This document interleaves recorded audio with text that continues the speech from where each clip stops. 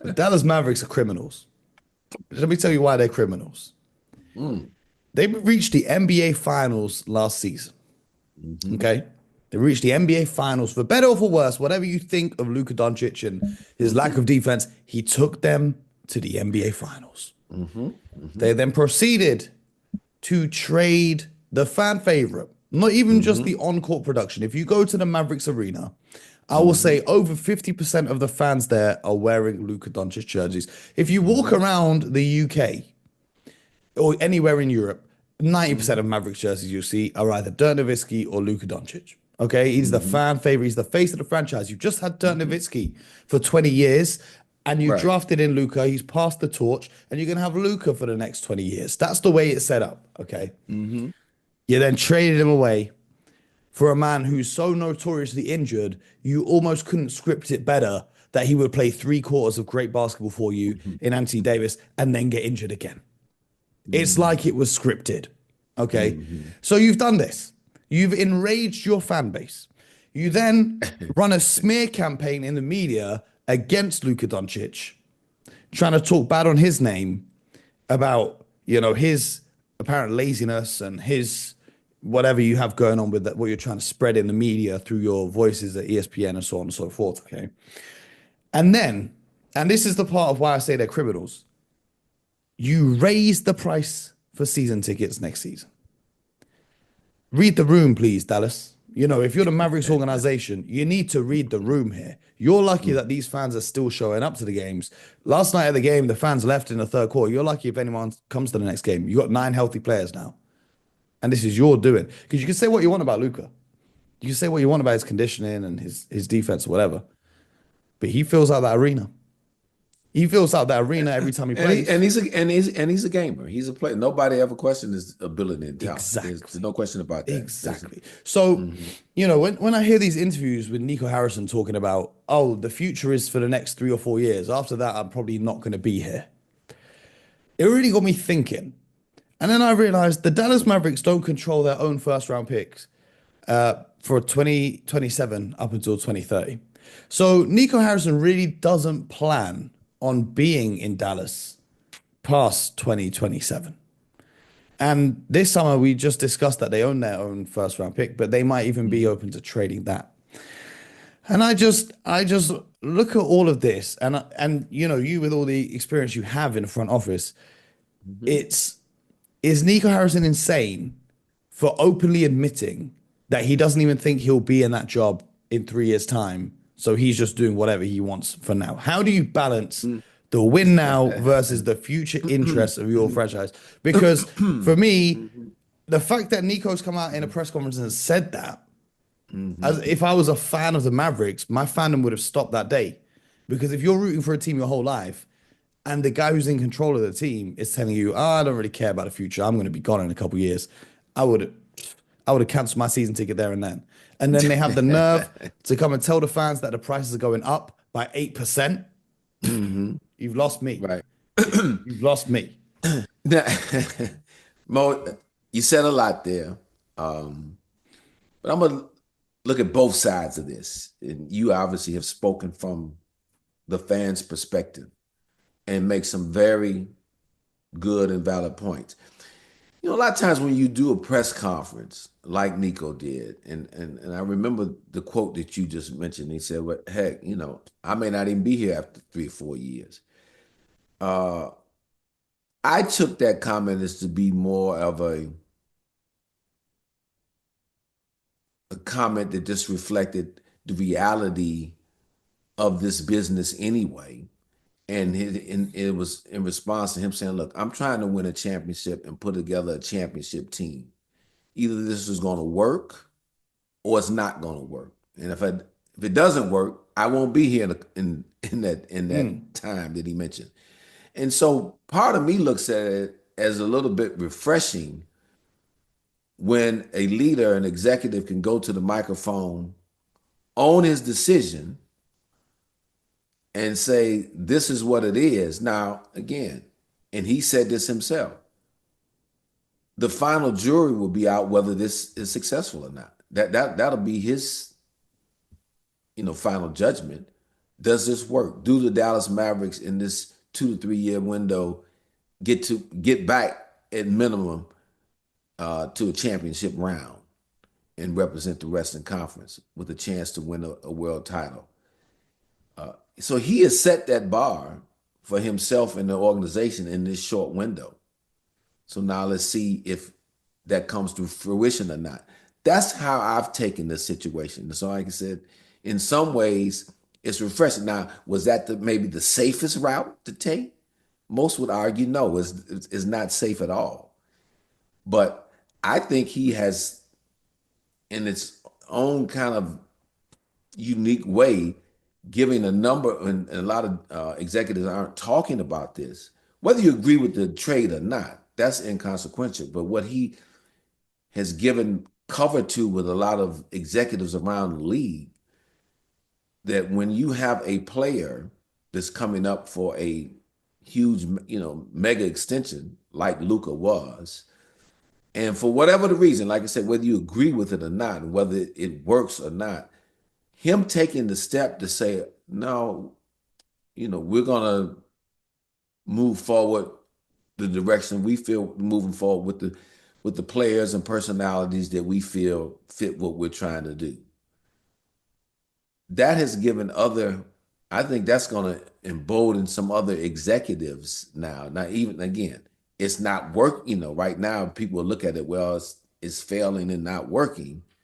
However, there's a longer term view to this, and I think that's going to impact some decisions down the line with other organizations that may be faced with having to pay another player a lot of money in an extension, and they haven't won a championship yet. Players probably, quite frankly, that aren't as good as Luka Doncic, probably aren't as good as Luka Doncic or as accomplished as he was. But it's emboldened them to maybe say, you know what, we're going to put a cap on this. We're not going to be able to do that. We're going to move forward. So I'm the glass half full guy, Mo. I hear what you're saying. You Okay, say it, I hear what you're saying, Scott. But you see the flaw in this plan of Nico Harrison's. Kyrie Irving has a player option this summer. And this whole plan of Nico's to, we're going to build a championship team. We're going to have Anthony Davis and Kyrie Irving, and we're going to build a team around them. Nico has now just lost the leverage that he has in any negotiation for an extension with Kyrie Irving. So the money that he was going to have to pay Luka Doncic, he's going to have to pay something close to that to retain the services of Kyrie Irving, who now has all the leverage in this deal. Because if Kyrie walks, then the Mavs have nothing. You make a point there, Mo, but I'm looking at this.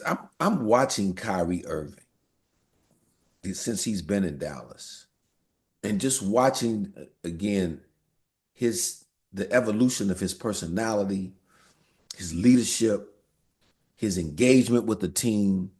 There is a comfort level with him, with the organization, and the organization with him.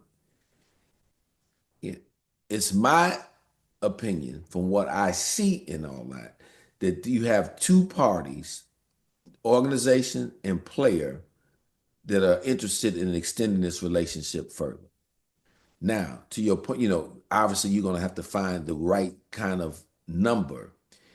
And it's not going to cost them exactly what it was going to cost with Luka Doncic. I don't see Kyrie Irving getting a $345-50 million extension from Dallas.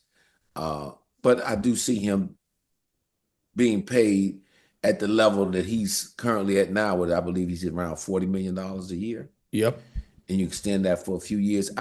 And Kyrie seems at peace to me. When you're a player like as great as he is, and he's been at a number of different organizations, when you find a sweet spot, if you will, a place where you can be yourself, where you're embraced, and you enjoy coming to work every day, which it appears he does there in Dallas, I just believe that they will figure out a way to get that done. So I don't know.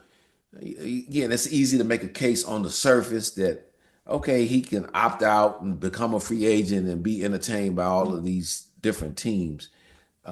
But it's my belief from what I see and what I can tell right there that both sides are going to make every effort to make that a reality that he finishes a Dallas Maverick. Okay. At least these next few That's years. interesting because I don't know if he enjoys going to work as much now as he did before Luka Doncic was traded. That we don't know. The other person I That feel we bad know. for though Mhm. is Klay Thompson, who, left the only place he's played in his career, Golden State, this summer, to go to Dallas to play in the offense and to play with a playmaker like Luka Doncic, who could find him for easy looks. Mhm. And now he's not in that kind of same position. And I've watched some of the recent Mavericks games just from the outside looking in. I've not spoke to anyone yet in Dallas, and I'm Mhm. not there. No, He right. doesn't seem from the outside looking in too happy with how things are going. He shot 1 of 4 from last night. He didn't really seem, all that bothered by it. Because he's made the commitment and he signed a deal in Dallas based on the team that's just been to the NBA Finals, right? He's the missing piece Mhm. that's going to put them over the top. Mhm. And Mhm. now they're kind of back to square one. And he's looking at the Warriors who are improving, thinking, damn, maybe I should have stayed there.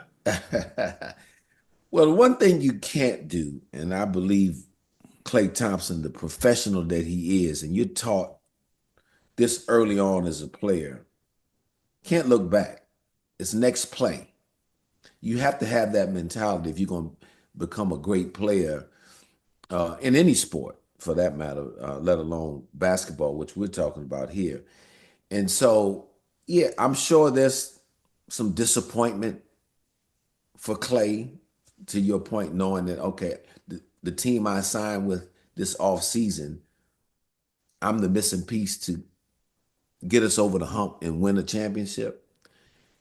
But he also has been around the business long enough to understand that things happen, trades happen, injuries happen, that no matter how you drew it up on paper and how you visualized it mentally, life happens. Things happen and they don't turn out exactly the same way that you had planned for them to turn out initially. But I expect Klay Thompson, because he's there and the professional he is, to get fully invested. And like I said earlier, Mo, in the beginning, I think if you're the Dallas Mavericks, you're figuring out a way to galvanize this group in and around of getting healthy and pointing to next season and really setting that goal of, okay, this is our time, this is our year. We're gonna bring this all together and we're gonna compete to get to a final. Now, obviously, that's a lot of practices, a lot of games. Again, you got to be healthy. A lot of things have to happen to get to that point. Uh, we're talking next year, but that's kind of the hand of the cards you've been dealt right now because when you're talking about suiting up 9 healthy bodies, Jaden Hardy got major- injured in the game last night as well. yes, and the majority of your healthy guys are just your rotational guys. And, Pretty much all your starters and key players are out. It's tough to win. and I completely forgot to mention that Quentin Grimes, Oh yeah, he he had he 44 he points the other he, night. he balled out for the Sixers, right? Yes, yes. Caleb Martin, Caleb Martin, on the other hand, who Dallas got in return, Hmm. still out. He's hurt. Yeah. And you traded for an injured player, knowing he was.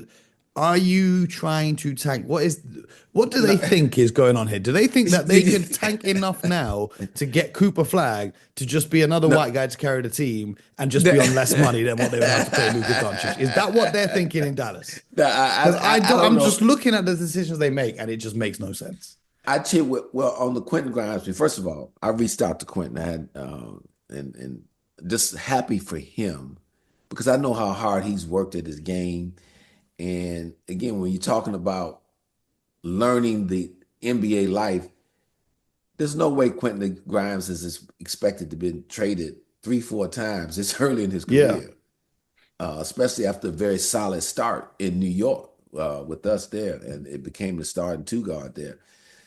But he's a good NBA player, and I believe, as it relates to Dallas, had nothing to do with them not liking him as a player. I think they have great respect for Quentin there and what he was accomplishing because he was playing very well for the Mavericks this year. Mm. I think you look ahead, and you say, okay, Kyrie is going to be up for a deal, and so will Quentin Grimes. And Quentin Grimes is going to, I think, command a nice size salary in the league. I mean, it won't be Kyrie Irving type money, but it's also not going to be a league minimum either. I saw him outplay Stephen Curry. He's going to get himself a check. Exactly. Anyone who can do that, he can get himself a check. Exactly. Yeah. So, but he's gonna do well financially, and I'm sure Dallas took that into consideration in saying we're not going to be able to pay him as well this offseason, given the structure of what we have. Because look, Anthony Davis is another guy who I think has a year or two left that will be looking at an extension as well. So I think he just got caught up in that salary cap, the reality of the salary cap, and then there's only so much money to go around for each team, and that was the reason why he was moved from Dallas to and plus they just traded for Max Christie as well. Yes, and they had just traded for Max Christie, role, yes, no question. So that's life in the NBA, and so, but I'm just happy for him that it showed me a lot about Quentin Grimes, his mental side, and I always knew he was a real solid young man and had a lot of internal toughness there. For him to perform like he's performing, he leaves a playoff team in Dallas because they were strong in the mix in the playoffs at the time prior to all the trades, to go to the Philadelphia 76ers team. This has been one of the most dysfunctional teams in the league this year, but he's still performing at a high level. Absolutely. Good for him. Absolutely. Well, Maverick fans, we're sorry that we had to talk about that, but we had to talk about it. Hopefully things get better. My advice to you, if you do support the Dallas Mavericks, is pick a new team. That would be my advice, because they don't respect you. They're laughing at you. They're putting up the prices of tickets, but making your team worse.